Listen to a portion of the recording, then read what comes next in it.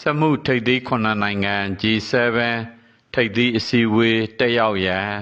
ကနေဒါနိုင်ငံသို့နိုင်ငံခေါင်းဆောင်များတဖွဲ့ပွဲရောက်ရှိနေပြီဖြစ်ပါတယ်။စမှုထိပ်သီး9နိုင်ငံ G7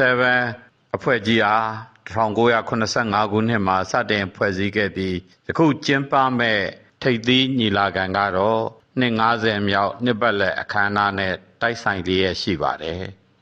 ကနေဒါ၊ပြင်သစ်၊ဂျာမနီ၊အီတလီ၊ဂျပန်၊ဗြိတိန်နဲ့အမေရိကန်ပြည်ထောင်စုနိုင်ငံများပါဝင်တဲ့ G7 ထိပ်သီးအစည်းအဝေးကိုကနေဒါနိုင်ငံမှာရှိတဲ့Kananaskisတောင်ပေါ်အပန်းဖြေစခန်းမြို့မှာကျင်းပမှာဖြစ်ပါတယ်။အစည်းအဝေးကျင်းပမဲ့တောင်ပေါ်အပန်းဖြေစခန်းမြို့ကိုမသွားရောက်မီကနေဒါနိုင်ငံCalgaryအပြည်ပြည်ဆိုင်ရာလေဆိပ်သို့နိုင်ငံခေါင်းဆောင်များတဖွဲ့ပွဲတက်ရောက်လာလျက်ရှိပြီးနိုင်ငံတကာငွေကြေးရန်ပုံငွေအဖွဲ့ကမ္ဘာ့ဘဏ်ကုလသမဂ္ဂစတဲ့အဖွဲ့အစည်းများမှပုဂ္ဂိုလ်များအကြီးအကဲများဥရောပကော်မရှင်အဖွဲ့အကြီးအကဲနှင့်အတူအိန္ဒိယဝန်ကြီးချုပ်ဩစတြေးလျဝန်ကြီးချုပ်နှင့်မက္ကဆီကိုသမ္မတယူကရိန်းသမ္မတတို့လည်းတေဂျာအစည်းအဝေးများကျင်းပရန်တက်ရောက်မည်ဖြစ်ကြောင်းသိရှိရပါတယ်။ယခုကနေဒါနိုင်ငံတောင်ပေါ်ပန်းဖြေမြို့Kananaskisမှာကျင်းပမဲ့ G7 ထိပ်သီးအစည်းအဝေးရဲ့အစည်းအဝေးအကြိမ်အရေအတွက်ကတော့51ကြိမ်မြောက် Summit ဖြစ်ပြီး58ကြိမ်မြောက်နှစ်ပတ်လည်အစည်းအဝေးဖြစ်ပါတယ်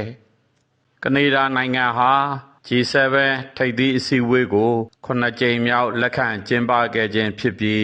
Kananaskisတောင်ပေါ်အပန်းဖြေစခန်းမြို့မှာဒုတိယအကြိမ်ကျင်းပခြင်းဖြစ်ပါတယ်။လက်ရှိကမ္ဘာတဝန်းလုံခြုံရေးအခြေအနေများတည်ငြိမ်အေးချမ်းမှုလျော့နည်းနေတဲ့အချိန်စီးပွားရေးမတည်ငြိမ်မှုများဖြစ်ပေါ်နေတဲ့အချိန်မှာစမှုထိပ်သီး9နိုင်ငံမှာ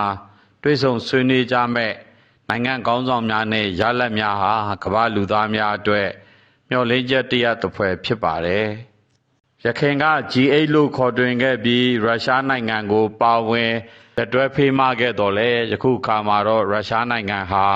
ပါဝင်ပတ်သက်ခြင်းတက်ရောက်ခဲ့ခြင်းမရှိဘဲအနေစိမ့်နေခဲ့ကြပါတယ်။အစည်းအဝေးကျင်းပရာမြို့များအနှင့်မနီမဝေးမှာဆန္ဒပြသူများလည်းရှိပြီးအချို့သောကမ္ဘာအခြေအနေအရရများမညီမျှမှုများမတည်ငြိမ်မှုများနဲ့အခြားသောအလှုပ်ခတ်များပေါ်ဝေဖန်ဆန့်ကျင်ဆန္ဒပြလျက်ရှိကြပါတယ်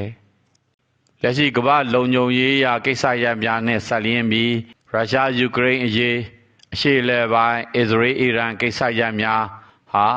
ဆွေးနွေးပွဲမှာအဓိကကျတဲ့အကြောင်းအရာများဖြစ်လာနိုင်ွယ်ရှိပြီး